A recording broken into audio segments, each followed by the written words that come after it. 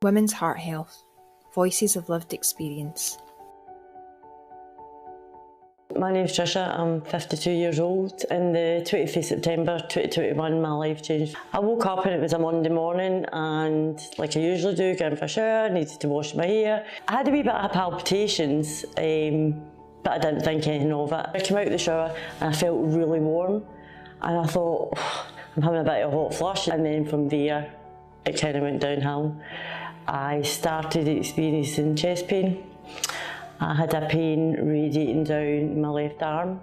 I started feeling really clammy and sweaty and feeling really nauseous. I knew I was having a heart attack. It was very much genetics for me. I had both parents die at a very young age from heart disease. I'm Donna, I'm 36. I was born with complete heart block and I was fitted with my first pacemaker at 10 days old. In 2013 I became quite unwell, what I thought was a cold. The full of 2013 I was on steroids, I was on antibiotics, I was in and out of hospital. Cardiology had said, we think it is your asthma or something going on with your pacemaker. We'll do an echo. That's when they told me, you know, you're in severe heart failure. I had a condition called LVSD. Your heart's not pumping great at all.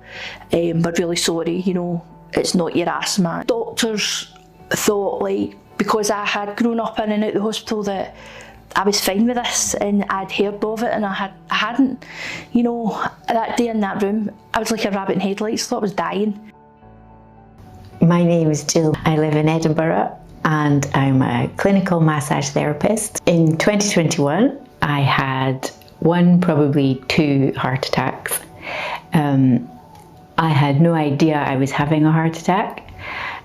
It was nothing like what you see in the movies. There was a ping in between my shoulder blades, very noticeable.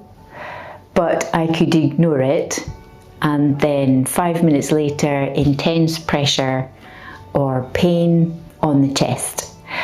And the first time it happened, I was out of breath and breathless and didn't know what had happened, and I sat down for about 10 minutes, got my breath back, and then 2 days later, I had the same thing, but it was much more obvious. I was on my hands and knees. As the hours wore on, I felt more and more anxious. The definite feeling of impending doom that people have spoken about with heart attack. The senior A&E doctor told me that I had gastritis, which is an upset tummy.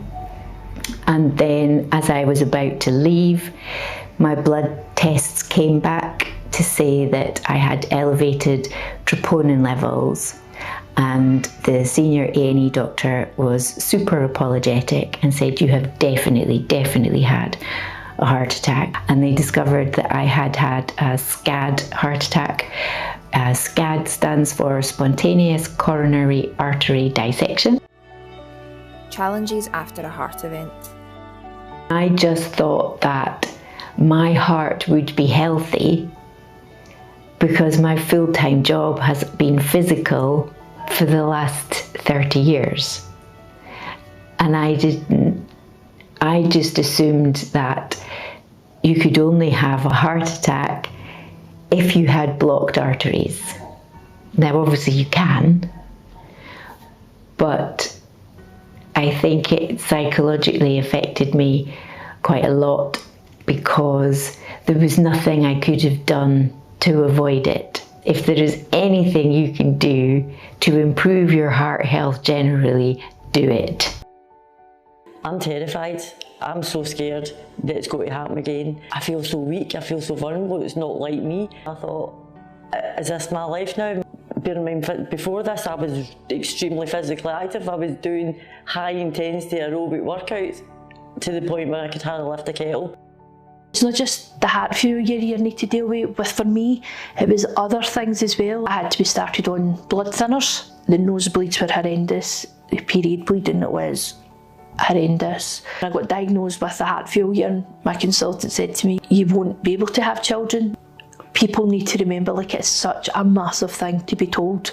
I had to give my job up because I couldn't do it, and the surgeon I was under at the time had said, you know, such a physical job, and that just broke me. Because I was that used to working, and you know, I loved my job and I loved working with people, and to be told that at 27, I was like, what do? I thought, I can't do anything. I can't. I'm going to do something, I'm going to die. Reflections on women's experiences. You know, I think women get engrossed in their families, they get engrossed in work life, they tend to be the people who hold things together, and I think we take our health for granted and we put it on the back burner. I was just constantly on the go. I didn't have time to stop and think. Looking back for me, I might have had symptoms. I don't think I did, but I may well have. But I was too busy. If you're feeling that you've got twinges, or you're a bit breathless, or something's a bit off, please go and talk to a doctor. There is this bias and this misconception that women don't have heart attacks. I was not believed because when I got to A&E, I was quiet. Now, people who know me will know that's not normal. But people who don't know you are like, oh, she's fine, she's just sitting there. No, you're normal. You have to listen to your body, and bear in mind that when you meet a healthcare professional, they have never met you before in your life. So it's finding a way to be able to say to whoever you meet, normally I can run 5k. There's no way I could get up the stairs right now. It just gives them a parameter. Living well with a heart condition.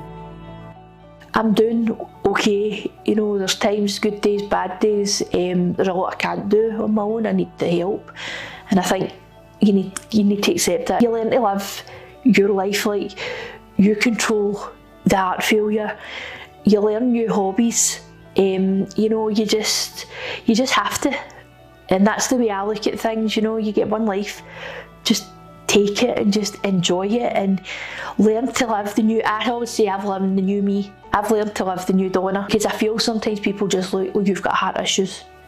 They rule you out, and it's not true. The amount of medication and different things out there these days, it's amazing how people can live and live good lives. Ask for the help, don't be scared.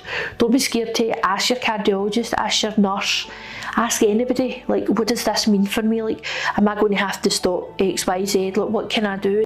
What I didn't expect and what kind of crept up on me was the mental health aspect of it. A year after my heart attack, I took a dip. I was still functioning, I was still going to work, but within the house I wasn't coping. I was still terrified inside that I was going to have a heart attack. I've been at counselling now for the best part of 9 months. I can cope, I'm not living in fear every day. Am I still reminded at times? Every day I open my cupboard and I'm taking my medicines, of course I'm reminded.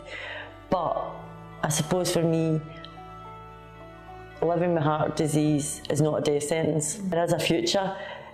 I go out, I socialise, I exercise, I go on holiday. So there is life after a heart attack, and there is life living with heart disease.